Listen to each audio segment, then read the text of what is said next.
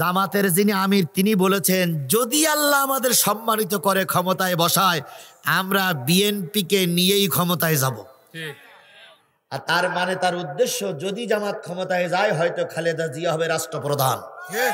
এটা তাদের টার্গেটে থাকতে পারে, আমি জানি না, তবে এরকম একটা টার্গেট নিয়ে তারা কাজ করছে, কাউকে তারা বাদ দেবে না। সুতরাং বিএনপি মানে জামাত, জামাত মানে বিএনপি। এই জন্য সকলের কাছে আবারও দাবি করলাম, কেউ কারোর পোস্টার ছাড়বেন না, কেউ কারোর ব্যানার ছাড়বেন না, কেউ কারোর পোস্টারের উপরে পোস্টার মারবেন না, কেউ কারোর জন্য শত্রুই পরিণত হবেন না।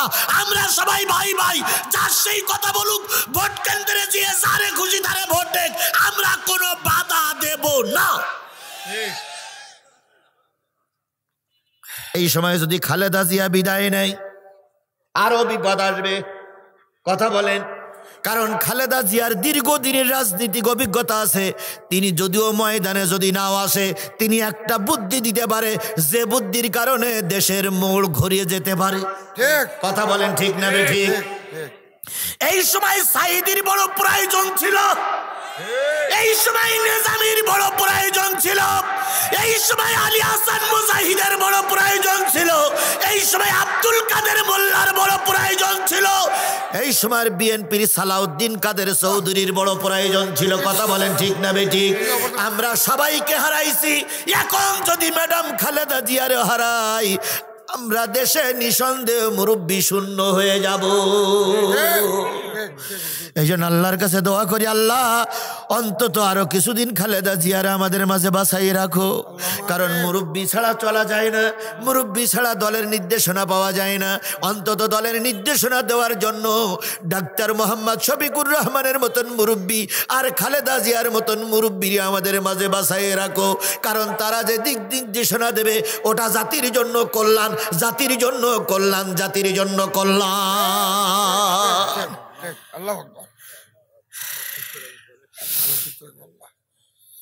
মুরব্বী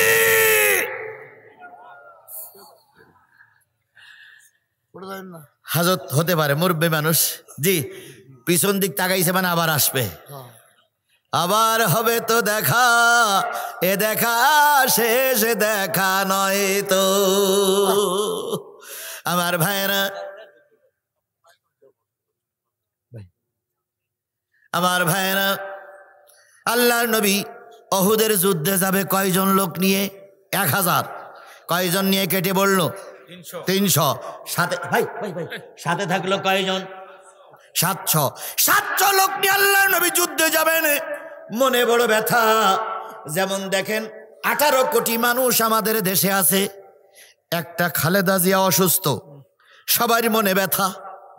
এই কথা বলে সবার মনে ব্যথা না? জামাত ইসলামের মনে ব্যথা, বিএনপির রক্তক্ষরণ হচ্ছে, নেতাদের রক্তক্ষরণ হচ্ছে। আজকে শিবিরের সদ্য বিজয়ী ঢাকা বিশ্ববিদ্যালয়ের ভিপি সাদিক কাইম, তিনি এক প্রকার দোয়া করতে যেয়ে কেন্দেই ফেলাইছে। ডাক্তার শফিকুর রহমান সাবেক শিবিরের সভাপতি, তিনি বাউফলের মানুষ, তিনি কথা বলতে যে কান্না জড়িত অবস্থায় বলতেছে, ভাই রে, তোমরা খালেদা জিয়ার কতটুকু ভালোবাসা জানি না, কিন্তু খালেদা জিয়া আমার অন্তরের ভিতরে গেঁথে আছে।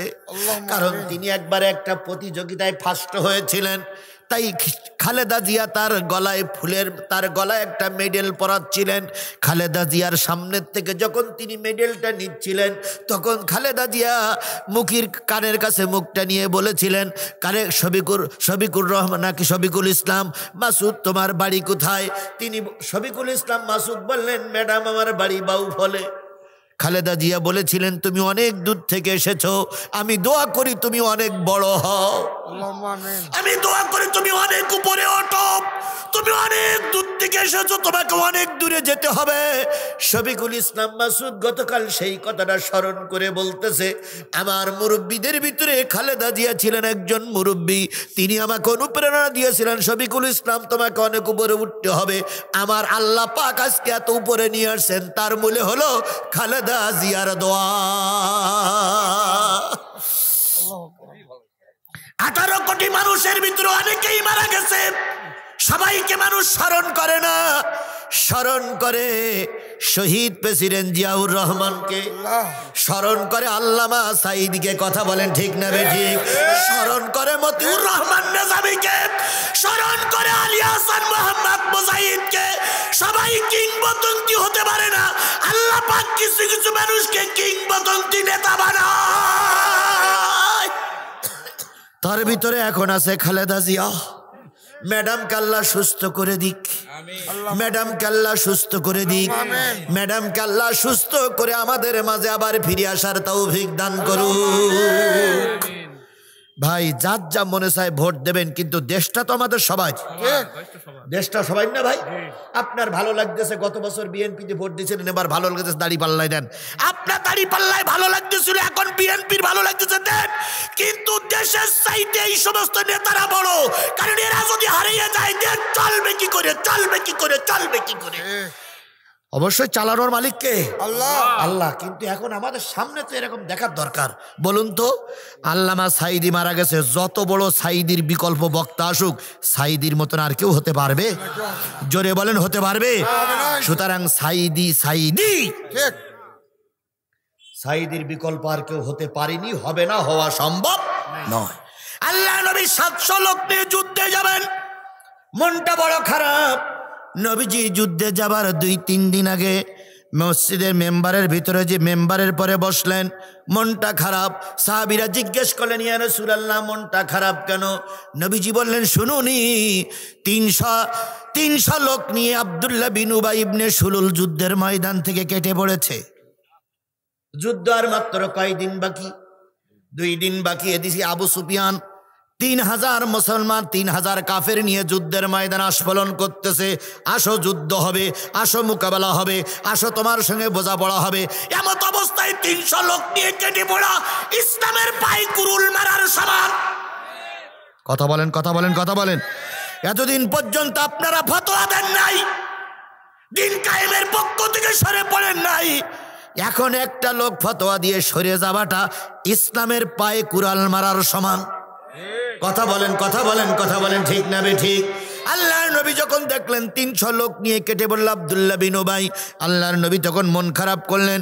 ওমর বললেন, ইয়া রাসূলুল্লাহ আমরা আপনাকে ময়দানে ফেলাই চলে যাব না, দয়া করে আপনি আমাদের নিয়ে চলুন।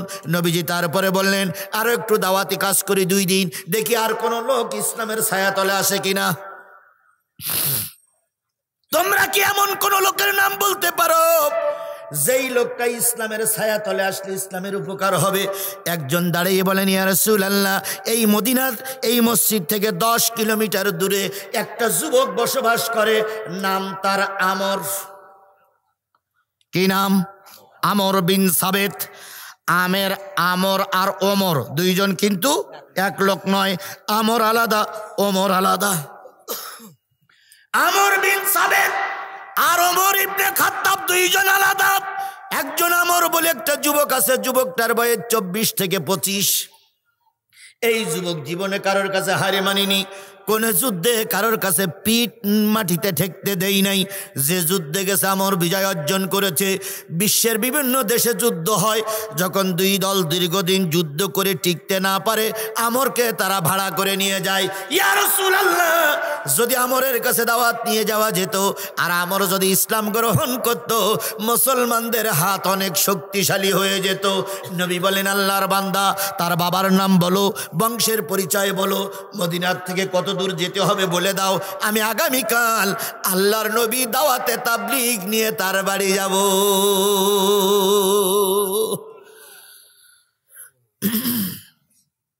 লোকটি পরিচয় দিলেন। পরের দিন ফজরের নামাজ পড়ে আল্লাহর নবী একা একা দাওয়াতি তাবলীগ করতে বাহির হলেন একজন কাফেরের বাড়ি। কার বাড়ি? জোরে বলেন, কার বাড়ি? সবচেয়ে বড় দাওয়াত হলো জালেমের সামনে সত্য কথাটা বলা।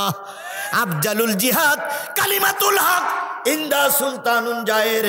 সবচেয়ে বড় জিহাদ হলো জালেম শাসকের সামনে সত্য কথা বলা।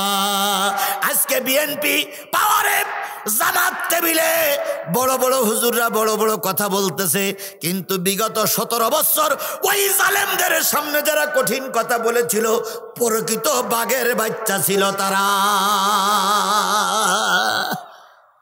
আর এখন সুযোগ পাইছে বলে যে লোক গান গাতে পারে না সে পুম পা করতেছে। যে ব্যক্তি জীবনে একটা শক্ত কথা বলতো না সে ব্যক্তি এখন টেবিল উপরে এমন চলাচ্ছে, টেবিল বলতেছে বাবারে মারে বক্তা 17 বছর ছিল কোথায়। দেখে শুনি মনে হয় ওই বক্তারা সব রাজমিস্ত্রি আর আমরা সব জোগাড়ি।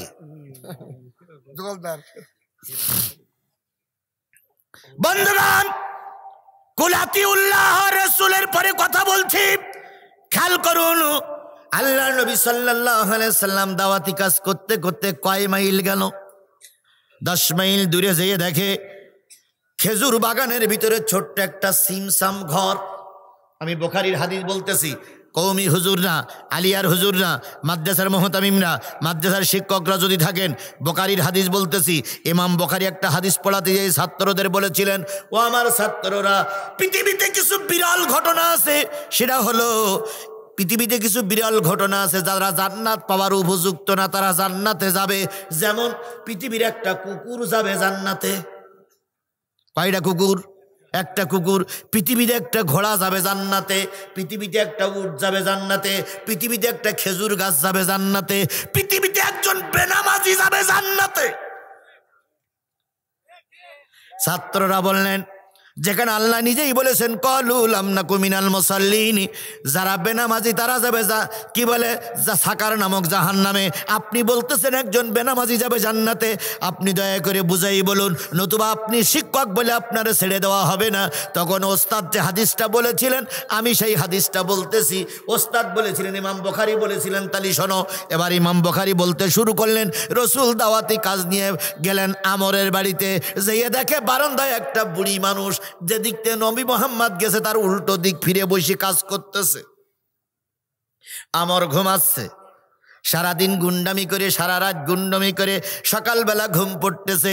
আল্লাহ নবী পিছন দিক থেকে যেয়ে বলতেছে, বুড়িমা আসসালামু আলাইকুম, বুড়িমা আসসালামু আলাইকুম, বুড়িমা আসসালামু আলাইকুম।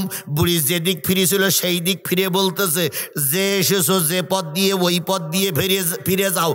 আমার আমর এখন গুন্ডামি করতে যাবে না, কারণ সারা রাত গুন্ডামি করে ঘুমাচ্ছে, এখন ভাড়া খাটতে যাবে না। যে যেমন লোক তার ভিতর থেকে তেমন কথাই আসে। কথা বলেন ঠিক না বে ঠিক?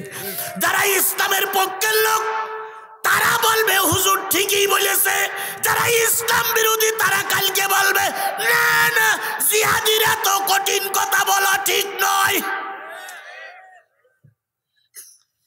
এরকম কথা বলা লোক এর ভিতরেও আছে। সুতরাং যে যেমন লোক সে সেইটাই মনে করে।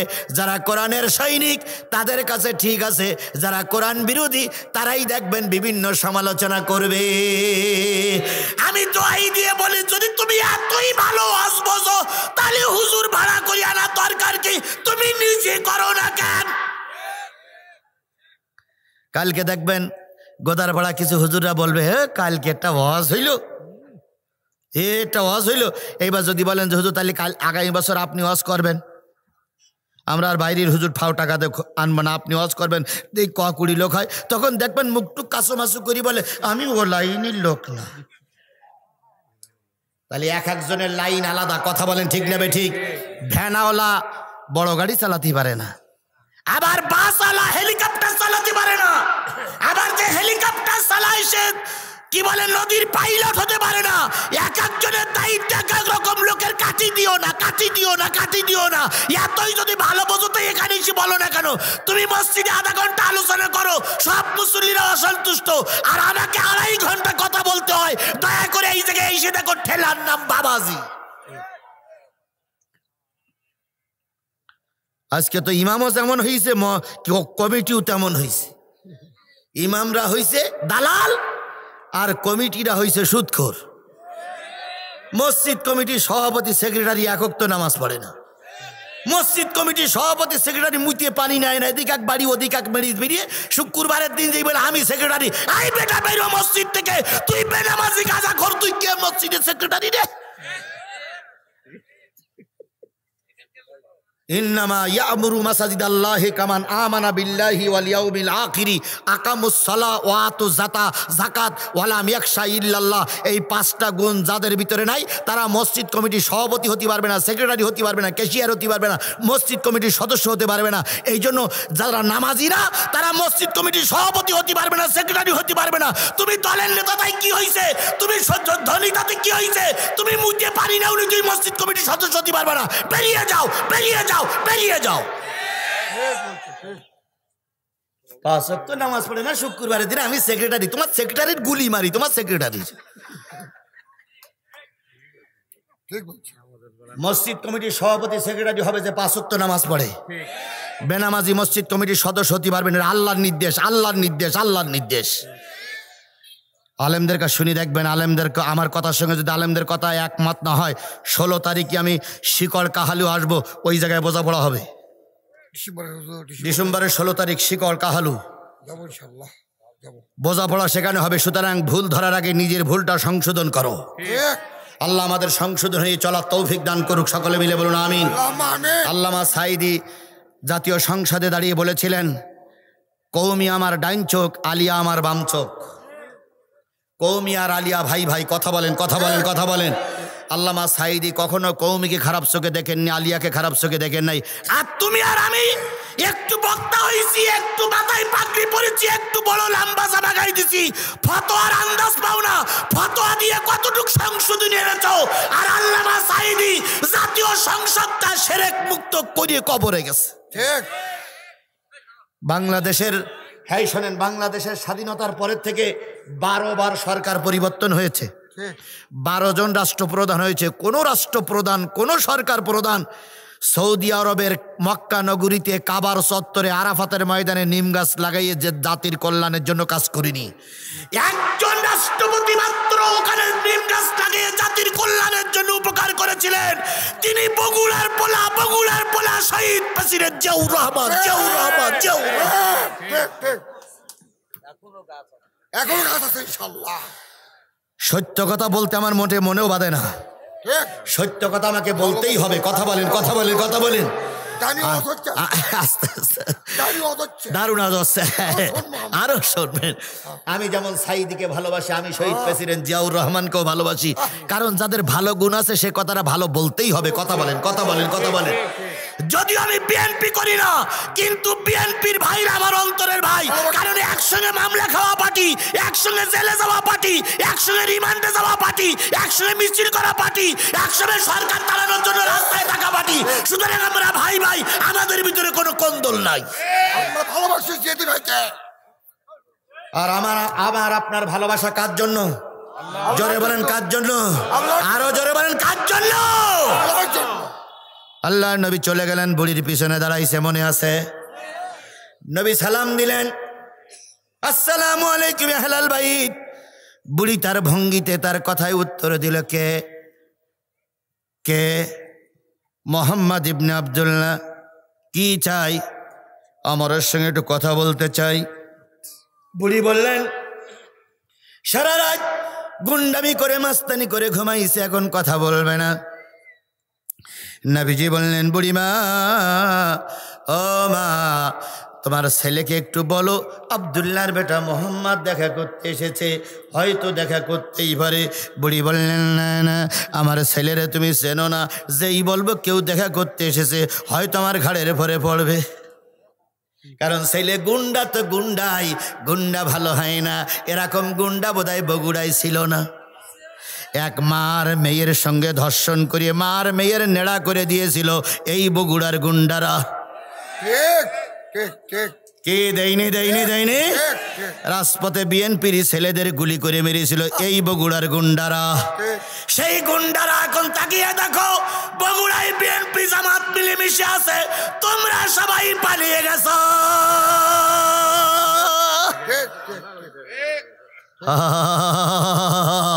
কাউকে তাড়াতে গেলে নিজে তার দৌড়তে হয়, এটা খেয়াল করতে হবে। আল্লাহ নবী বললেন বুড়িমা একটু ডেকে দাও। বুড়িমা ডেকে দিলেন না। অনেকক্ষণ পিছন দিক থেকে ডাকাডাকি করার পরে আল্লাহর নবীর সামনে যেয়ে দাঁড়ালেন। বুড়ি তার নিজের কাজকর্ম ফেলাই রেখে নবী মুহাম্মাদের চেহারার দিকে তাকায়ে, আরশের দিকে তাকায়ে বলতেছে, আরশের মালিক, এ তো মানুষ না, এ তো আল্লাহর ফেরেশতা। বুড়ি নবী মুহাম্মাদের চেহারার দিকে তাকায় আর ওই সূর্যের দিকে তাকায়। সূর্যই কলঙ্ক আছে, নবীর চেহারায় কোনো কলঙ্ক। এবার বুড়ি বলতেছে, বাবা নাম কি? মোহাম্মদ ইবনে আব্দুল্লাহ। কোন আব্দুল্লাহ, কোন মোহাম্মদ? তখন আল্লাহ নবী বলতেছে, আনা মোহাম্মদ রাসূলুল্লাহ। ও তুমি সেই নবী যে নবীর কারণে মক্কা মদিনায় যুদ্ধ হয়েছে, যে নবীর কারণে আরেকটা যুদ্ধের সংবাদ শোনা যাচ্ছে, তুমি কি সেই নবী? তখন নবী বললেন, বুড়িমা ভুল বুঝো না, আমি এসেছি মানুষের কল্যাণের জন্য। কিসের জন্য? তোমার ছেলেকে ডেকে দাও। বুড়ি বললেন, বাবা চলে যাও, এত হিংস্র আমার ছেলে তোমার কথা মেনে নেবে না, তুমি চলে যাও। আল্লাহর নবী চলে যাচ্ছে। বুড়ি নিজের কাজকর্ম ফেলাই রেখে নবীর পিছনে পিছনে যাচ্ছে। যতদূর পর্যন্ত যাওয়া যায় চলে গেলেন। টিলার পরে দাঁড়িয়ে দোয়া করতেছে, মালিক 25 বছর আমার আমর আমাকে মা বলে ডেকেছে। 25 বছরের ডাক আমার দিলে যত ভালো লেগেছে, তার সেইতে অধিক গুণ বেশি ভালো লেগেছে নবী মুহাম্মদ আমাকে আধা ঘন্টা মা বলে ডেকেছে। আমরের সেইতে আমি নবী মুহাম্মদকে বেশি ভালোবেসে ফেলেছি। ও আল্লাহ, তুমি আব্দুল্লাহর বেটা মুহাম্মদকে হেফাজত করো। বুড়ি কি তখনও পর্যন্ত ইসলাম গ্রহণ করেছে? জোরে বলেন, করেছে। আমরও কি ইসলাম গ্রহণ করেছে? গ্রহণ করাটা বড় কথা নাই, ভালো মন্দ মুসলিমরাও বোঝে। এখন বাংলাদেশে প্রায় 1 কোটি অমুসলিম, ওরাও বুঝতেছে কোন দলটা ভালো আর কোন দলটা মন্দ। তাই তো অনেক হিন্দুরা দলে দলে কোরআনের দিকে ছুটে আসতেছে।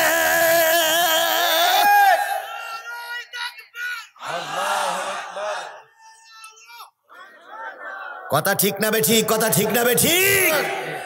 হিন্দু হোক মুসলিম হোক, যে লোকটা ভালো সে লোকটার আমরা ভালো বলতে বাধ্য হব। সে মুসলিম হতে পারে, কিন্তু লোকটা যদি চরিত্রবান আল্লাহর কাছে সে ভালো, আমাদের কাছেও সে ভালো। আমার ভাইরা, বুড়ি কাঁদতেছে, নবী চলে গেলেন। কিছুক্ষণ পর আমরের ঘুম ভেঙে গেল, গুন্ডা আমরের ঘুম ভেঙে গেল। ঘুম থেকে জেগে মারে ডাকে, মা মা মা, কোথায় গেলে মা? মার কোনো সাড়া নেই। এবার আমর কাপড়টা ধরে মাকে খুঁজতে যেয়ে দেখে টিলার পরে দাঁড়িয়ে মা চোখের পানি ফেলায় কাঁদতেছে। আমর পেছন দিক থেকে যে মারে জড়াই ধরে বলতেছে, মা তোমার ছেলে এখন বিশ্ব গুন্ডা, তোমার ছেলে এখন বগুড়ার টপ মাস্তান, তোমার ছেলে এখন বগুড়ার শীর্ষ মস্তান, তুমি চোখের পানি ফেলাই কান্দো, এটা মেনে নেওয়া যায় না। মা তোমার চোখে পানি কেন? কে তোমার মনে কষ্ট দিয়েছে? কে তোমার বিরুদ্ধে কথা বলেছে বলো, আমি 1 ঘন্টার ভিতরে তার কাল্লা এনে তোমার মাথার কাছে রাখবো। বুড়ি তখন বললেন, না রে বাবা, আমাকে কেউ কষ্ট দেয়নি, আমার সে কেউ বিয়াদবি করিনি, তাহলে কান্দো কেন? কই কান্দি, সব কান্না এক নয়, এ কান্নাটা হলো আমার আনন্দের কান্না, খুশির কান্না। কান্না কয় রকম হয়? দুঃখের কান্না আর সুখের কান্না। যেদিন শেখ হাসিনা টোপলা টুবলি বেদিনে চলে গেল, আমরা 3 বাপ বেটায় 3 জায়গায় ছিলাম, এক জায়গায় থাকিনি, গুলি হয় যদি তা 3 জন একসঙ্গে মারা যাব। আমি ছিলাম দেবাটা থানার ভিতরে, আমার বড় ছেলেটা ছিল কালীগঞ্জের মূল কেন্দ্রে ব্রিজের পরে, ছোট ছেলেটা ছিল সাতক্ষীরা শহরে। 3 বাপ বেটা 3 ময়দানে, 3 ময়দানে মিছিল করছি, মিটিংটি রাস্তা ব্যারিকেড দিয়ে পড়ে আছে। হঠাৎ করে 2টার পরে সংবাদ পাওয়া গেল সবই আছে, ফেরাউনির বাচ্চা নাই। তখন আমার গ্রামের লোকেরা বলল, জিহাদি যেখানে থেকে বাড়ি আসতে হবে। কেন? তোমার নিয়ে আনন্দ মিছিল করব। কারণ আমার গ্রামে সবচেয়ে তুমি বেশি মামলা খেয়েছো, তোমার ঘর বাড়িগুলো পড়াইছে, তুমি 5 দিন রিমান্ডে ছিলে, তোমার ছাড়া আমরা কোনো কাজ করব না। এখন বাড়ি গেলি অনেক লোক, কেউ হাসে কেউ কান্দে, কেউ জোড়াই ধরে কান্দে, কেউ জোড়াই ধরে হাসে। আমি জিজ্ঞেস করি যে কান্দে, তারে জিজ্ঞেস করি কান্দো কেন? কয় ভাই রে, এর জন্য আমার ব্যবসা গেছে, এর জন্য আমার চাকরি গেছে, এর জন্য আমার আপন লোক হারিয়েছি, তাই আজকে এই কান্না দুঃখের কান্না নয়, এ কান্না সুখের কান্না। আর কিছু লোক আনন্দ করতেছে, আমি কই তুই এত আনন্দ করিস কেন? আনন্দ করি এই কারণে যে অনেকদিন পরে আল্লাহ আমাদের নিষ্কৃতি দিয়েছে, এই জন্য চোখের পানি অনেক সময় সুখের হয়, অনেক সময় দুঃখের হয়। এখন আমরের মায়ের চোখের পানি, আমরের মা বলতেছে এটা আমার সুখের পানি, দুঃখের পানি নয়। আমরের হাত ধরে মা যখন চলে আসে, কিছু দূর আসার পর এবার আমর বলতেছে মা একটা সত্য কথা তুমি কি বলবে? কয় কি? কয় আজকে আমার বাড়িটা ঘুম থেকে জেগে দেখলাম আমার বাড়িটা আতর গোলাপের সুগন্ধে ভরপুর হয়ে গেছে, যেখানে যাই সেখানে সুগন্ধ, যেখানে যাই সেখানে আতর দিয়ে ভরপুর। মা তোমাকে কোন রাষ্ট্রপ্রধান আতর উপহার দিয়েছে, কিংবা তুমি কোন দোকান থেকে আতর কিনে নিয়ে এসেছো? মা তখন জড়িয়ে ধরে বলতেছে বাজান রে, এটা দুনিয়ার কোনো দোকানের আতর নয়, একজন মানুষ আমার বাড়ি এসেছিল, সেই লোকটার কারণে আমার বাড়িটা আতর গোলাপের সুগন্ধে ভরপুর হয়ে গেছে। আমার ডাক দিয়ে বলে মা সেই লোকটির নাম বলো। বুড়ি তখন বলতেছে বাজান রে, নাম বলবো কিন্তু সত্য হলো একটাই, তুই ওই লোকটার কোনো ক্ষতি করতে পারবি না, ওই লোকটার কোনো অপমান করতে পারবি না। আমার তখন ডাক দিয়ে বলতেছে মা যেই লোকটার এত ভালো মানুষ, যেই লোকটার আসার কারণে বাড়িঘর আতরের সুগন্ধে ভরপুর হয়ে গেছে, আমার বিশ্বাস সেই লোকটা ভালো মানুষ, এই লোকটার কোনো ক্ষতি আমি করব না, নাম বলো। বুড়ি তখন বললেন আমর, তুমি কি আব্দুল্লাহর বেটা মোহাম্মদের নাম শুনেছো? তুমি কি মক্কার নবী মোহাম্মদের নাম শুনেছো? এবার আমর ডাক দিয়ে বলতেছে মা তার সঙ্গে তোমার কি সম্পর্ক? মা তখন বলতেছে তিনি এসেছিলেন আমার বাড়ি, তাই তার আগমনে আমার বাড়িটা আতর আর গোলাপের সুগন্ধে ভরপুর হয়ে গেছে। একটু সুবহানাল্লাহ কি জোরে বলা যাবে না? আর একটু জোরে বলেন সুবহানাল্লাহ। কুলাতিউল্লাহ ওয়া আতিউর রাসূল ওয়া উলিল আমরি মিনকুম, আল্লাহর আনুগত্য করো, রাসূলের নেতৃত্ব মেনে নাও। আর রাসূলের অবর্তমানে যখন ইসলামের আমির নির্বাচিত হবে, আমিরের আনুগত্য মেনে কোরআন কায়েমের পক্ষে থাকো যদি আল্লাহর বান্দা হও। তাহলে আমরা আল্লাহর বান্দা নই, তাহলে থাকবো কিসের পক্ষে? কোরআনের পক্ষে থাকবো ইনশাআল্লাহ। আমার কথা, আমার কাজ, আমার সাপোর্ট, আমার ভোট, আমার চা খাওয়া, আমার ওয়াজ, আমার নসিহাত, আমার টাকা দেবা টাকা নেবা সব হবে আল্লাহর জন্য, রাসূলের জন্য। আজকে আমরা যা দান করেছি সব আল্লাহ এবং রাসূলের জন্য। কথা বলেন, কথা বলেন, কথা বলেন আমার ভাইরা। আমার তখন বলল মা তুমি কি শুনেছ, তুমি কি জানো ওই নবী মোহাম্মদের নামে হুলিয়া জারি করা হয়েছে? নবী মোহাম্মদকে জীবিত অথবা মৃত্যু ধরে দিতে পারলে 100 লাল উট দেওয়া হবে, সুন্দরী নারী বিয়ে দেওয়া হবে, তারপর মক্কা শরীফের একটা মন্ত্রী করে দেওয়া হবে। দয়া করে মা কোন পথ দিয়ে চলে গেছে আমারে দেখাই দাও, নবীর কাল্লাটা কেটে আমি আবু সুফিয়ানের কাছে জমা দেবো। এবার মা বলতেছে বাজান তুই না ওয়াদা করলি তুই নবীর ক্ষতি করবি না, এখন তুই যদি ক্ষতি করতে চাস আগামীকাল নবী আমার বাড়িতে আবার দাওয়াতি তাবলিগ নিয়ে আসবে, তুই অপেক্ষায় থাক, নবী আসলে যা পারিস করিস। আমার একটু ক্ষান্ত হলো। পরের দিন সকালবেলা আমার ঘুম থেকে আগেই জেগে বসে আছে, আর নবীজি আসবেন দাওয়াতি তাবলিগ নিয়ে। বুড়ি মানুষ অন্যদিন বাড়িতে বসেছিল, নবীর সঙ্গে কথা বলিনি, আজকে বুড়ি আগেই যেয়ে পথের মাঝখানে দাঁড়িয়ে আছে, কখন আসবে নবী মুহাম্মদ।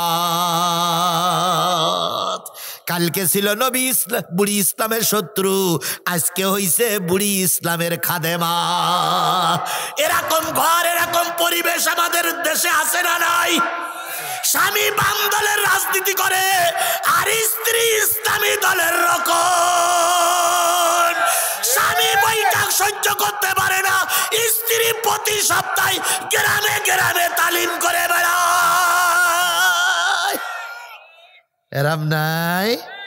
এই কথা বলেন এরকম নাই? হেদায়েত তোমার আগে মহিলারা আগে পেয়ে গেছে, আর আশা করছি এবার মহিলারা হেদায়েত পেয়েছে, এবার আর দিন কায়েমের পথে কেউ বাধা হতে পারবে না, পারবে না, পারবে না।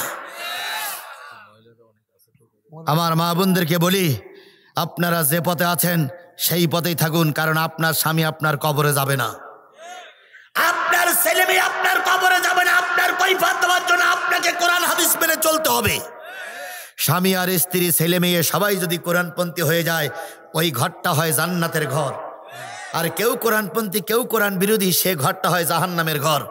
আজকে ব্যথাটা বুঝতে পারছে আমার শামসুল ভাই। স্ত্রী হারা, স্ত্রী ছাড়া যে থাকা কত কষ্ট, বিশেষ করে এই বয়সে খুবই কষ্ট। কথা বলেন, কথা বলেন, কথা বলেন। আল্লাহ ওনাকে সবরে জামিল দান করুন। এরকম অবস্থা যেন আর কারণ না হয়, আল্লাহ যেন সবাইকে কবুল করেন। সকলে মিলে বলুন আমিন। এই ছেলে কি হলো? আচ্ছা আচ্ছা, তাড়াতাড়ি আসো, তাড়াতাড়ি আসো ভাই। আর আর মাত্র গুনে গুনে 5-7 মিনিট হবে, হবে। একটা লোক জানে না ওটা, যেটা উঠবে জোর করে ধরবেন, আস্তে করে বসাই দেবেন। যদি বলে আমার হিসু চাইছে, বলবেন হিসু এই জায়গায় যাক। আচ্ছা, তবু যেন আমরা না যাই। আল্লাহ আমাদের কবুল করুক, আল্লাহ আমাদের কবুল করুক, আল্লাহ আমাদের কবুল করুক। আমার ভাইরা, স্যার কষ্ট পাচ্ছেন না তো? আমার স্যার এখনো ঠিক আছে। আমার ভাইরা কথা কম, আমার ভাইরা বুড়ি মানুষ আগেই যে বসে আছে, দাঁড়িয়ে আছে। নবীজি আসলেন, বুড়ি আগের থেকে সালাম দিয়ে বলতেছে আসসালামু আলাইকুম, বাজান কেমন আছো? আল্লাহু আকবার, আল্লাহু আকবার, আল্লাহু আকবার। নবীজি বলতেছে মা আল্লাহর রহমতে ভালো আছি। সুবহানাল্লাহ, সুবহানাল্লাহ। একবার যদি কেউ ইসলাম বুঝে যায়, বোম মেরেও তারে ঠেকানো যায় না। যে বিশ্ববিদ্যালয় কেউ নামাজ পড়লে তাকে শিবিরি ট্যাগ দিয়ে মেরে ফেলা হতো, যে বিশ্ববিদ্যালয় কোরআন পড়া তো দূরের কথা, আরবি অক্ষর সম্বলিত কোনো বই পুস্তক নিজের রুমে থাকলে তাকে মৌলবাদ বলে মেরে ফেলা হতো, সেই বিশ্ববিদ্যালয় এখন কোরআনের পতাকা উড়ছে। এ কথা বলেন ঠিক না ঠিক? যে বিশ্ববিদ্যালয় বোরকা পরে চললে তার বোরকা টেনে ছিঁড়ে ফেলা হতো, সেই বিশ্ববিদ্যালয় এখন বোরকা পরে মেয়েরা আলাদা নামাজের জায়গায় নামাজ আদায় করছে। ছেলেরা জামাত করে নামাজ পড়ছে, নামাজের পরে সেখানে কোরআনের দর্স দিচ্ছে, তাফসীর পেশ করতেছে। কারণ এতদিন তারা বুঝিনি, এখন তারা বুঝতে শিখেছে ইসলাম ছাড়া শান্তির বিকল্প কিচ্ছু নাই। বিশ্ববিদ্যালয়ের যুবকেরা বুঝলো, কেবল বগুড়ার বুড়ো মানুষগুলো বুঝলো না। বগুড়ার বুড়ো মানুষগুলো এখনো কয় হুজুর ভোট দেব কাঠ। যুবকেরা বুঝলো, বিশ্ববিদ্যালয়ের ছেলেরা বুঝলো। আপনারা কবে বুঝবেন আল্লাহই ভালো জানে। আল্লাহ ওদের মতন বুঝ আপনাকেও দেখ, সবাই মিলে কোরআনের রাজ কায়েম হয়ে যাক। আল্লাহ আমাদের কোরআনের রাজ দেখার তৌফিক দান করুন। সবাই মিলে বলুন আমিন।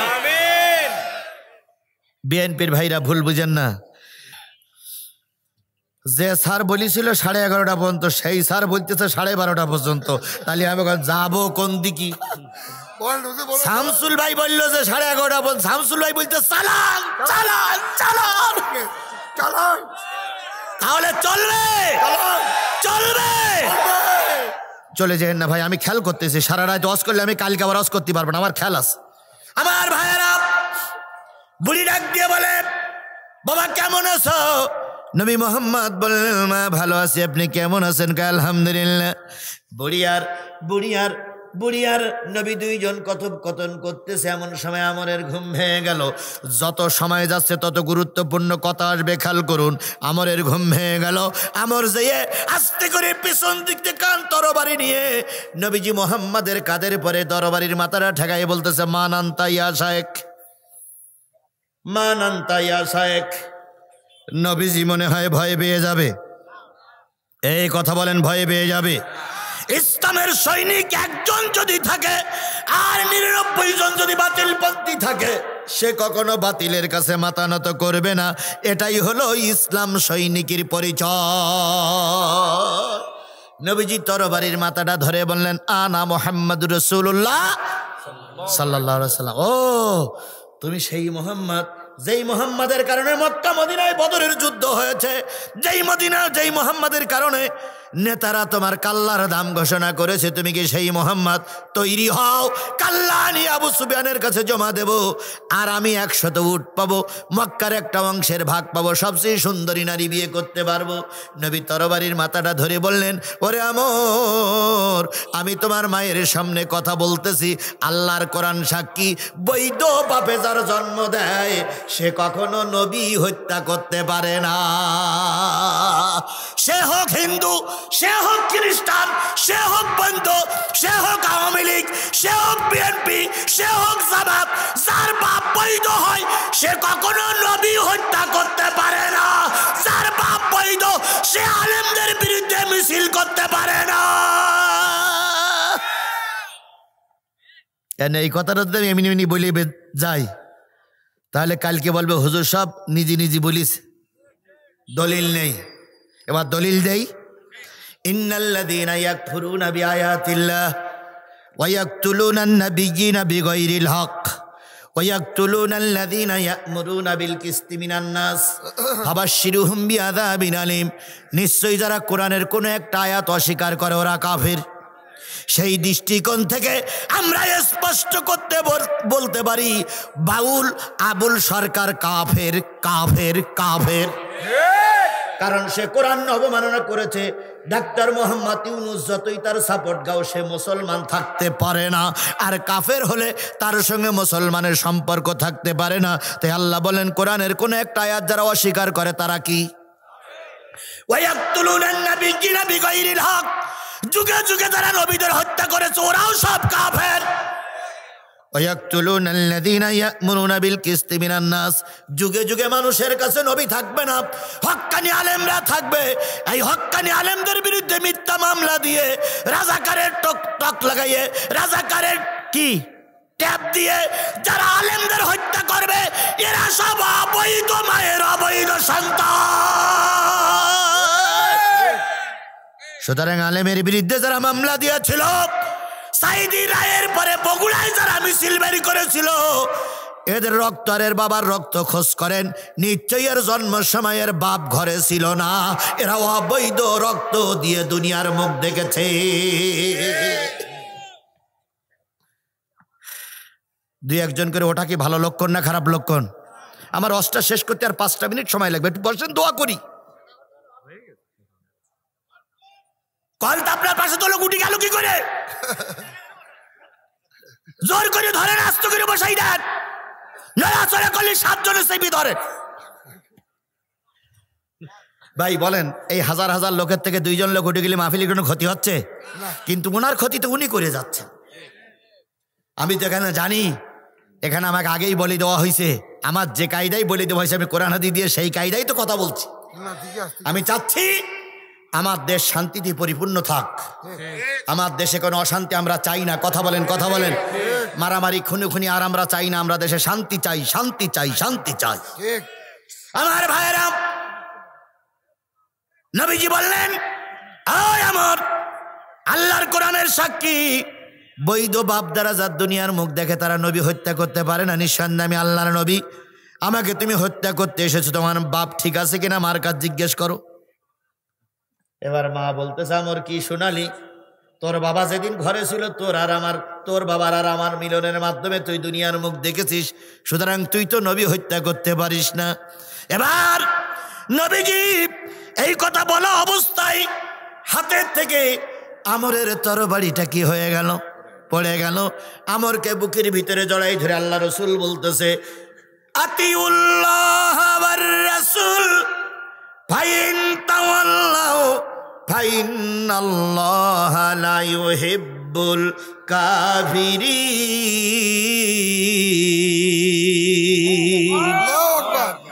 আমার জীবনের 25টা বছর পার করে দিলে, জাহিলিয়াতের পথে থেকে, কাফেরের পথে থেকে এখন আল্লাহর আনুগত্য করো। আমি রসুল আমার আনুগত্য করো। যদি আমার আনুগত্য করে, আল্লাহর আনুগত্য করে ফিরে যাও, আল্লাহ কাফেরদের ভালোবাসবে না, জাহান্নাম তোমার জন্য অবধারিত। সুতরাং জাহান্নামের পথ থেকে ফিরে এসে রাসূলের পথ ধরো, জান্নাতের পথে চলো। ও ভাই, এই জন্য আল্লাহ রসুল বলেছেন, আমার পথে চলো, আল্লাহর পথে চলো, জান্নাত যাওয়া যাবে। কিন্তু রসুল বলেন নাই যে আমার সঙ্গে থাক, আমি জান্নাত দিয়ে দেব। কারণ আমার সঙ্গে থেকে যদি কোরআন হাদিসের কাজ না করো জান্নাত দেওয়া যাবে না। আজকে কিছু লোক বলতেছে জামাত নাকি জান্নাতের টিকিট বিক্রি করে। ভুল কথা, ভুল কথা, ভুল কথা। জামাত জান্নাতের টিকিট বিক্রি করে না। জামাত ইসলাম জান্নাতের পথ দেখায়। কথা ক্লিয়ার? কথা ক্লিয়ার? আমরা জান্নাতের পথ দেখাই না, আমরা জান্নাত বিক্রি করি না, আমরা জান্নাতের কি দেখাই। এতক্ষণ 2 ঘন্টা ওয়াজ করে বললাম, এ কথা কি বলেছি? আজদিনের সঙ্গে থাকো জান্নাতে যাওয়া যাবে, তাই বলেছি। কোরআন হাদিসের সঙ্গে থাকো জান্নাতে যাওয়া যাবে। সুতরাং কোন মৌলবী কোন দল জান্নাতের টিকিট বিক্রি করে না, বরং মৌলবীরা জান্নাতের পথ দেখায়। কথা ক্লিয়ার? বাস। এরপরেও যদি পাগল না বোঝে তাহলে ও পাগলের পাবনাগারতে নিয়ে যাইতে হবে। কারণ আল্লাহ রসুল এসে বুঝলো এ পাগল বসবে না। এরা শুধু আমাদের সমালোচনাই করতে পারে, কাটি দিতেই পারে, আসল কথাটা বোঝে না। কথা বলেন, কথা বলেন। আল্লাহ আমাদের আসল কথাগুলো বুঝে কাজ করা তৌফিক দান করুক, তৌফিক দান করুক, তৌফিক দান করুক।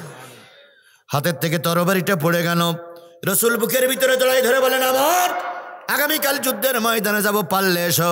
আমর বললেন, বুঝেছি আপনি আল্লাহ রসুল, কিন্তু আপনার দলে এখন যাব না, কারণ গিলে আমার নেতৃত্ব কর্তৃত্ব নষ্ট হয়ে যাবে। অনেকেই জানে কোনটা সঠিক আর কোনটা বেঠিক, কিন্তু চাকরি ধরে রাখার জন্য, নেতৃত্ব ধরে রাখার জন্য, ব্যবসা বাণিজ্য ঠিক রাখার জন্য জেনে বুঝেই উল্টো পথে চলে। আছে না এরকম? আছে না? আছে না? ওরা জানে যে কোনটা সঠিক আর কোনটা বেঠিক, তারপর ওরা বেঠিক পথে চলে। হুজুর এখন যদি মৌলবীদের দলে যায়, আমার তোমার চাকরি তোমার খাওয়ায় না, তোমার দল তোমার খাওয়ায় না, তোমার খাওয়ায়, তোমার বাঁচাই রেখেছে, তোমার সুস্থ রেখেছে কে? আল্লাহ। সেই আল্লাহর পথে থাকা, আল্লাহ তোমার বিজয়ের মালা পরাবে ইনশাআল্লাহ।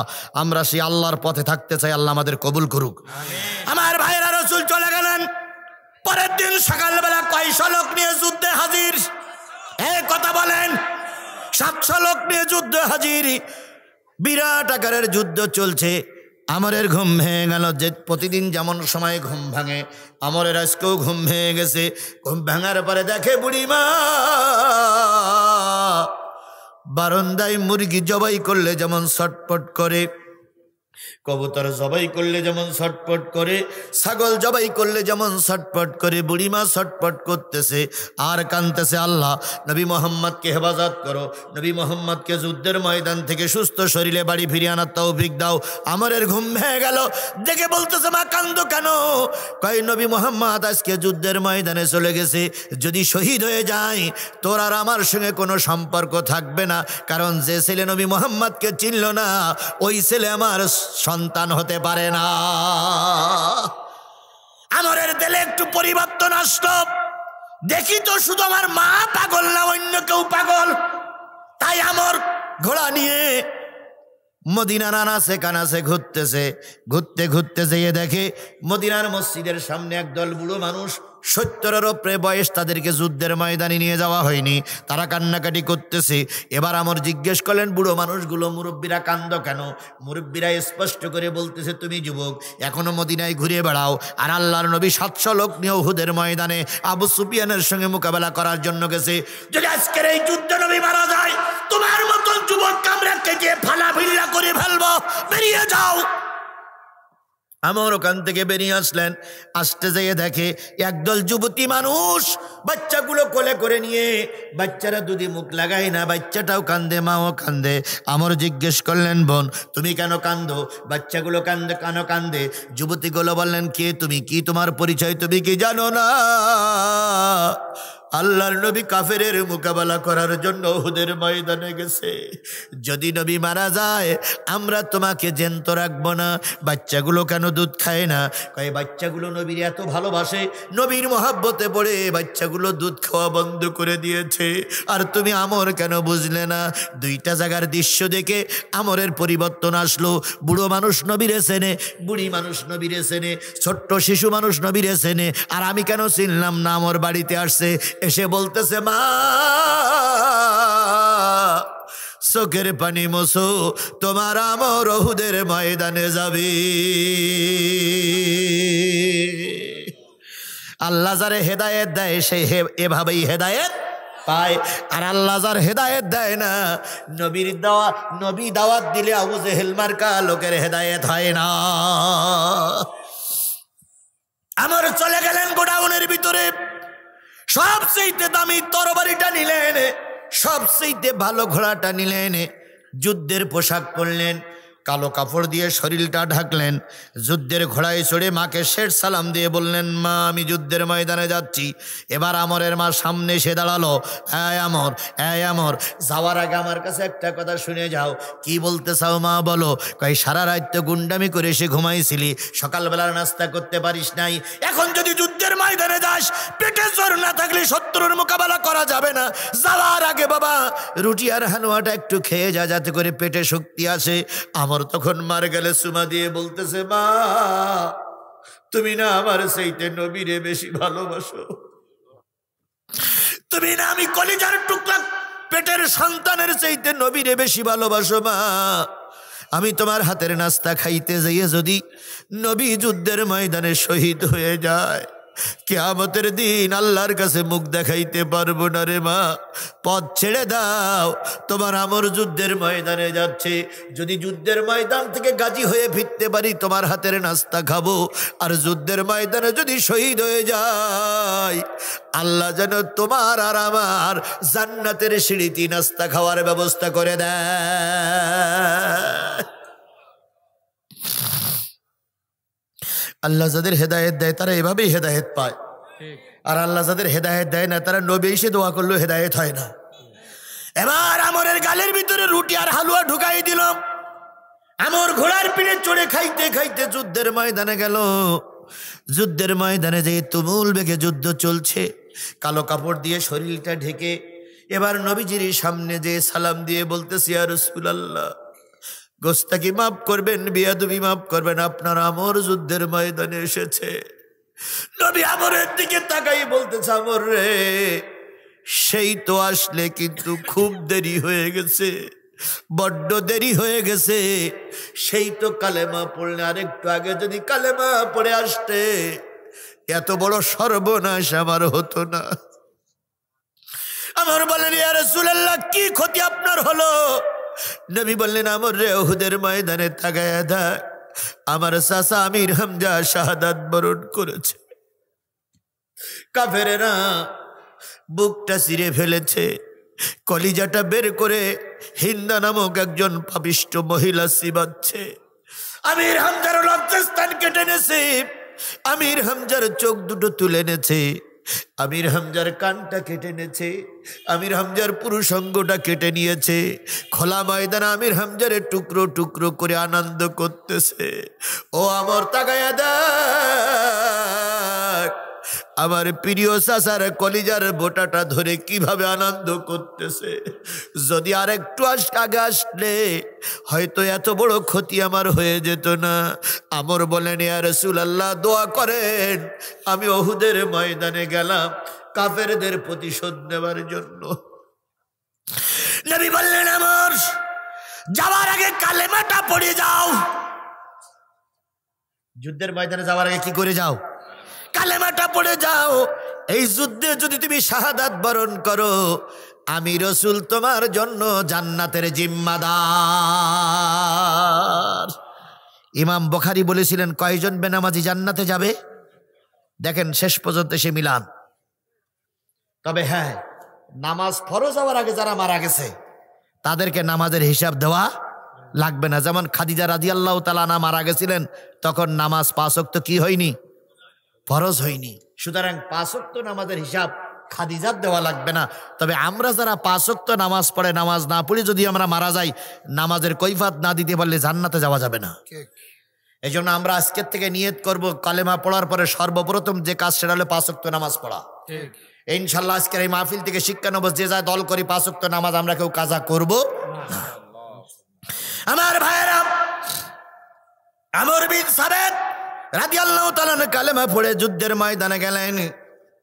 অগণিত মানুষকে তিনি মৃত্যুর কোলে ঢেলে দিয়ে শেষ পর্যন্ত আমর যখন একটা তাকবীর দিয়েছিলেন, কাফেরের একটা তীর আমরের ডান বগলে এসে লাগলো। আমর আর ডাইন হাত নিচে করতে পারেন নাই, বাম হাত দিয়ে তীরটা উঁচু করে আল্লাহর কাছে বলেছিল, মালিক 1 ঘন্টা আগে এই তীরের রক্ত ছিল ইসলামের বিপক্ষে, আর 1 ঘন্টা পরে এসে এই রক্ত হয়েছে তোমার কোরআন কায়েমের পক্ষে। এই মাহফিলে 10টার আগে যারা এসেছিলেন তারা ছিলেন ইসলামের বিপক্ষে। আজকের কথা শুনে যদি মনে হয় দিন কায়েম ছাড়া শান্তির কোনো বিকল্প রাস্তা নাই, এখন যদি আপনি বাড়ি যাওয়ার পথে মারা যান, আল্লাহ পাক আমরের মতন মর্যাদা দিয়ে জান্নাতি করবে। সুতরাং আমরা কি আশা নিয়ে এখান থেকে বেরিয়ে যেতে পারি? যতদিন বেঁচে আছি কোরআন কায়েমের পক্ষে, যতদিন বেঁচে আছি কোরআন কায়েমের পক্ষে, যতদিন বেঁচে আছি দিন কায়েমের পক্ষে। কারা কারা রাজি আছেন 2 হাত উঁচু করে আল্লাহরে দেখান, জোরে একটা তাকবীর হবে, নারে তাকবীর, লিল্লাহে তাকবীর। আল্লাহ হাতগুলোর দিন কায়েমের পক্ষে কবুল করুক। আর একটু জোরে বলেন আমিন, আরো জোরে আমিন, আরো জোরে আমিন। আমর বাম বগলে তীর পড়ল, এক পর্যায়ে 70টার মতন তীর আমরের সমস্ত শরীরে পড়ল। ওই যুদ্ধে 70 জন শাহাদাত বরণ করেছিলেন। কোন যুদ্ধে? ওহুদের যুদ্ধে। 69 জন লোককে শনাক্ত করা হলো। একজন লোক পাহাড়ের পাদদেশে পড়িয়াছে, বুকে কয়টা তীর নিয়ে? 70টা তীর নিয়ে। সবাই বলতেছি ইয়া রাসূলুল্লাহ 69 জন পাওয়া গেছে। নবী বললেন, না না, এই যুদ্ধে আল্লাহ বলেছে 70 জন মুসলমান মারা গেছে, সুতরাং 69 জন হবে না, 70 জনই হবে। আল্লাহ রাসূল আমরের কাছে গিয়ে বললেন, তোমরা আমরের সম্পর্কে কি বলো? কয় আমরা বলি আমর একজন ইসলাম বিদ্বেষী। নবী বললেন, না না না, আমর ইসলামের পক্ষে। তোমরা বলতেছো আমর জাহান্নামী, আমি রসুল বলতেছি আমর আল্লাহর জান্নাতি। তখন সাহাবী আজমাইন বলেন, ইয়া রাসূলুল্লাহ একদিনও মদিনার মসজিদে নামাজ পড়িনি, একদিন আপনার সঙ্গে মিছিল করিনি, একদিনও জনসভায় যাইনি, আপনি বলতেছেন আমর এই জান্নাতি কি করে হলো? নবী বললেন, সাহাবী শোনো, আমর কালেমা পড়ার পরে মিছিল মিটিংয়ে যাওয়ার সুযোগ, নামাজ পড়ার সুযোগ হয়নি। আমর কালেমা পড়েছে যুদ্ধের ময়দানে, সে দিন কায়েমের জন্য শহীদ হয়ে গেছে, আল্লাহ তার শাহাদাত কবুল করে নিয়েছে, তাই সে জান্নাতি। এই হাদিসটার অনুসারে আমি বলতে পারি, আজকে তওবা করে কোনো নারী আর পুরুষ যদি এই সংকল্পবদ্ধ হন যে কোরআন কায়েমের পক্ষে থাকবো, আগামীকাল ফজরের আগে যদি আপনার মৃত্যু হয়ে যায়, রসুলের এই হাদিস মেনে আমি বলতে পারি আল্লাহ পাক আপনাকে জান্নাতের মেহমান বানিয়ে দেবে। তাহলে আমরা সবাই আজকে নিয়ত করব, যতদিন বেঁচে আছি কোরআনের পক্ষে থাকবো। জোরে বলেন, আরো জোরে বলেন। ও ভাই, বগুড়ার সুন্দর রাস্তা হয়েছে শেখ হাসিনার আমলে, বগুড়ায় অনেক কাজ হয়েছে বিএনপির আমলে। বিএনপি আওয়ামী লীগ যে কাজ করিনি তা না, কিন্তু বিএনপি বলেন, আওয়ামী লীগ বলেন, জাতীয় পার্টি বলেন, অন্যান্য দল বলেন, কেউ কোরআনের রাজ কায়েম। একটা বার সকলকে সঙ্গে নিয়ে জাতীয় সংসদে কোরআন কায়েম করে আমরা একটা বার কোরআন দিয়ে দেশটা পরিচালিত করতে চাই।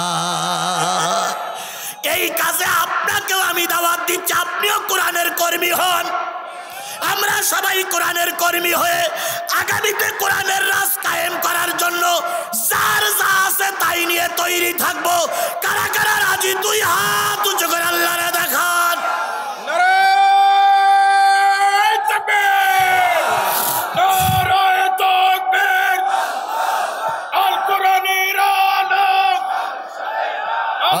আল্লাহ আল্লাহ আমাদের হাতগুলোরে কবুল করুক, সকলে মিলে বলেন আমিন, আরো জোরে আমিন, আরো জোরে আমিন।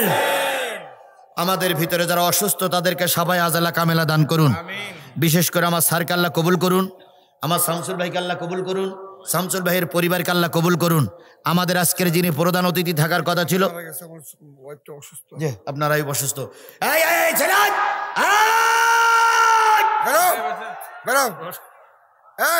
বসেন বসেন, এই বৈশা যান, এই আইজাল আলী বসে বাবা, সকলের জন্য দোয়া হবে ইনশাল্লাহ।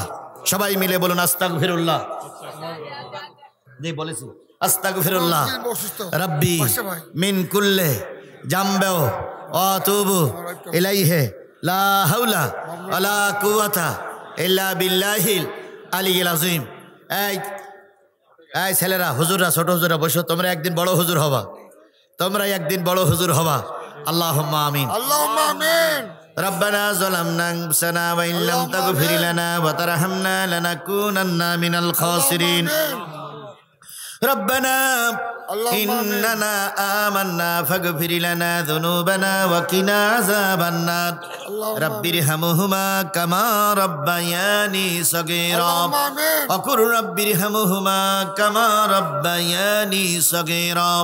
রব্বুল আলামিন, তুমি তোমার কুদরতি নয়নে তাকায়ে দেখো, আল্লাহ তাআলা জাস্ট 9:30 বা কাটা যখন সোজাসুজি, আমি তখন স্টেজে এসেছিলাম। হিরু ভাই একটু কথা বলার পর আমি কথা শুরু করেছি। দেখতে দেখতে কখন জানি 12টা বেজে 15 মিনিট হয়ে গেছে। দীর্ঘ সময় ধরে ধরে আল্লাহ সূরা আল ইমরানের 2টা আয়াতের পরে ভিত্তি করে ঘন্টার পরে ঘন্টা তোমার পাগলদেরকে কোরআনের কথা, হাদিসের কথা শুনিয়েছি। সর্বশেষ সবাইকে নিয়ে হাত তুলেছি, আল্লাহ এই কোরআনের মাহফিল আমাদের সকলের নাজাতের জরিয়া বানায়া দাও। এই কোরআনের মাহফিলের আয়োজন যারা করলো, শোনার জন্য যারা আসলো, বলার জন্য আমরা যারা এসেছিলাম, কোরআনের মাহফিলকে টিকাই রাখার জন্য যারা টাকা দিল, পয়সা দিল, সময় দিল, শ্রম দিল, মেধা দিল, কথা দিল, সর্বোপরি শেষ পর্যন্ত যারা থাকলো, কিয়ামতের দিন এই মাহফিল আমাদের সকলের নাজাতের জরিয়া বানায়া দিও। গভীর রজনীতে হাত তুলেছি, কত লোকের মা নাই, কত লোকের আব্বাজান দুনিয়ার থেকে বিদায় হয়ে গেছে। মন মন মাটি বুকের পরে করে নিয়ম বাগানে, কাঁঠাল বাগানে, বাঁশ বাগানে বাজান আমার ঘুমায় আছে। যাদের মা নাই, বাবা নাই, দাদা নাই, দাদি নাই, তাদের কবরগুলো তুমি জান্নাতের টুকরা বানায়া দাও। যাদের বাপ মা এখনো দুনিয়ার পরে বেঁচে আছে, আমরা খেদমত করে তাদের সন্তুষ্টি অর্জন করতে পারে তৌফিক দিয়ে দাও। আল্লাহ তাআলা এলাকায় এসে নিজেকে বড় ধন্য মনে করতেছি। এক সময় গোদারপাড়ার মাহফিলে আমি এসেছিলাম, আমাকে স্টেজে উঠতে দেয়নি। আজকে জীবনের ঝুঁকি নিয়ে আমার স্যার শামসুল ভাই 2 জনে মিলে মাহফিলটার আয়োজন করেছে, তাদের সঙ্গে অনেকেই সহযোগিতা করেছে। আয় আল্লাহ, এই মাহফিল থেকে আমরা তোমার কাছে শপথ নিলাম কোরআনের পক্ষে থাকবো। দয়া করে মৃত্যুর আগ পর্যন্ত আমাদের কোরআনের কর্মী হিসাবে কবুল করে নাও, কোরআনের কর্মী হিসাবে কবুল করে নাও, কোরআনের কর্মী হিসাবে কবুল করে নাও। রব্বুল আলামিন, গভীর রজনীতে হাত তুলেছি। আজকের মাহফিলে যিনি প্রধান অতিথি হিসাবে থাকার কথা ছিল, তিনি এই বগুড়ার একজন প্রাণ পুরুষ, বীর পুরুষ, আসতে পারেন নাই, তিনি অসুস্থ। তুমি তাকে সাফায়ে আজলা কামেলা দান করে দাও। বাদশা ভাইকে আল্লাহ তুমি সুস্থ করে দাও। আমার শামসুল ভাইয়ের স্ত্রী মারা গেছে, আল্লাহ তুমি তার পরিবারে শান্তি দাও, তাকে আল্লাহ তোমার খাদেম হিসেবে কবুল করে নাও। আজকের এই প্রতিষ্ঠানের যিনি শিক্ষক, আল্লাহ তিনি আমার পাশে বসা, তাকেও তুমি কবুল করো, তার জীবনের ত্রুটিগুলো মাফ করে দাও। এই গোদারপাড়ার যতদূর পর্যন্ত মাইকের আওয়াজ যাচ্ছে, এই আওয়াজের ভিতরে সহ আশপাশে বগুড়ায় যত মুসলমান নরনারী ঘুমায়ে গেছে, সবার কবরের আযাবগুলো মাফ করে দিয়ে সবার কবরটা তুমি জান্নাতের টুকরা বানায়া দাও। আল্লাহ তাআলা হাজার হাজার মানুষ এসেছে, সবাইকে আল্লাহ তুমি কবুল এবং মঞ্জুর করে নাও। আল্লাহ মাওলানা বাশারকে, আল্লাহ কাজী বাশারকে আল্লাহ তুমি কবুল করো। আমার সামাদ ভাইকে আল্লাহ তুমি কবুল করে নাও। আমার কুদ্দুস ভাইকে আল্লাহ তুমি কবুল করে নাও। আমার সাথী সঙ্গীদের আল্লাহ তুমি কবুল করে নাও। বাম পাশে মুরব্বী বসে আছেন, সব কথায় প্রায় সাই দিয়েছে, আল্লাহ তুমি তাকে কবুল করে নাও। আলেমেরা বসিয়েছে, আল্লাহ তুমি কবুল করে নাও। সবাইকে মিলেমিশে থাকার তৌফিক দিয়ে দাও। রব্বুল আলামিন, সকলের দেখা শেষ, একটা বারের জন্য কোরআনের শাসন আমাদের দেখার তৌফিক দান করে দাও। কোরআন দিয়ে দেশ চলছে, এমন পরিবেশ তুমি দয়া করে তৈরি করে দাও। সর্বশেষ দোয়া, আল্লাহ এই বগুড়ার বৌমা, দেশ নেত্রী, আপসীন নেত্রী, দীর্ঘ 3 বারের প্রধানমন্ত্রী, আমাদের সকলের মা, আমাদের সকলের মা দেশ নেত্রী বেগম খালেদা জিয়াকে আল্লাহ তুমি সুস্থ করে দাও, আল্লাহ তুমি সুস্থ করে দাও। এই সময়ে দেশ বাঁচানোর জন্য একজন সুদক্ষ নেতার দরকার। আল্লাহ সেই নেতৃত্ব দেওয়ার মতন যোগ্যতা খালেদা জিয়ার ভিতরে আছে বলে আমরা মনে করি। আল্লাহ তুমি তাকে সুস্থ করে আমাদের কাছে আবার ফিরাইয়া দাও। রব্বুল আলামিন তাকে সুস্থ করে দাও, আল্লাহ তাকে সুস্থ করে দাও। তার জন্য শিবিরের সভাপতি দোয়া করেছে, জামাতের আমির দোয়া করেছে, যতগুলো বিরোধী রাজনৈতিক দল সবাই তার জন্য দোয়া করতেছে। আমরা বগুড়ার মাটি থেকে দোয়া করতেছি, আল্লাহ খালেদা জিয়াকে আল্লাহ তুমি সুস্থ করে দাও। এই বগুড়ার পোলা তারেক জিয়াকে তুমি নিজের এলাকায় ফিরে আসার মতন পরিবেশ তৈরি করে দাও। সব প্রতিবন্ধকতা দূর হওয়ার পরেও তিনি আসতে পারছে না, নিশ্চয়ই কোনো না কোনো বাধা এখনো আছে। বাধাগুলো দূর করে বগুড়ার পোলা আমাদের প্রিয় ভাই তারেক জিয়াকে আল্লাহ তুমি দেশে ফিরে আসার পরিবেশ তৈরি করে দাও। আল্লাহ তাআলা দিন কায়েমের পক্ষে যারা কাজ করছে তাদের সবাইকে তুমি কবুল করে নাও। ডাক্তার শফিকুর রহমান 3 বারের জন্য আমির নির্বাচিত হয়েছে। আল্লাহ তার নেতৃত্বে আমার দেশটা একটা বারের জন্য কোরআনের দেশ হয়েছে দেখার তৌফিক দাও। আল্লাহ আমাদের দেশটারে তুমি কোরআনের দেশ হিসেবে কবুল করে নাও। কার অন্তরে কোন ব্যথা আছে আমি জানি না, সকলের ব্যথাগুলো দূর করে দাও। ভাইজান পিছনে বসে না আমিন বলতেছে, তার বাড়িওয়ালি অসুস্থ, তার ছেলে মেয়েদের পরে রহমত নাজিল করো। মা বোনেরা যেভাবে দোয়া চাইছে সকলের পরে আল্লাহ তুমি কবুল করে নাও। বগুড়ার মিডিয়াদের আল্লাহ তুমি কবুল করো। যুবকেরা ঘন্টার পরে ঘন্টা এসে কোরআন রেকর্ড করে, আলোচনা রেকর্ড করে গোটা বিশ্বব্যাপী ছড়াইয়ে দেয়। আল্লাহ দিন প্রচারের কাজে মিডিয়া যুবকদের কবুল করে নাও। সর্বোপরি সকলের জন্য দোয়া করি, আল্লাহ যেটা চাইতে পারলাম সেটাও কবুল করো, যেটা চাইতে পারিনি আমাদের জন্য দরকার সেটা তুমি কবুল করে নাও। সকলের অন্তরের অন্তঃস্থলে দোয়াগুলো কবুল করে নাও। ঈমান নিয়ে চলার তৌফিক দিয়ে দাও। রব্বির হামহুমা কামা রাব্বায়ানি সগীরা ওয়া কুর রব্বির হামহুমা কামা রাব্বায়ানি সগীরা। সুবহানা রাব্বিকা রাব্বিল ইজ্জাতি আম্মা ইয়াসিফুন ওয়া সালামুন আলাল মুরসালিন ওয়ালহামদুলিল্লাহি রাব্বিল আলামিন।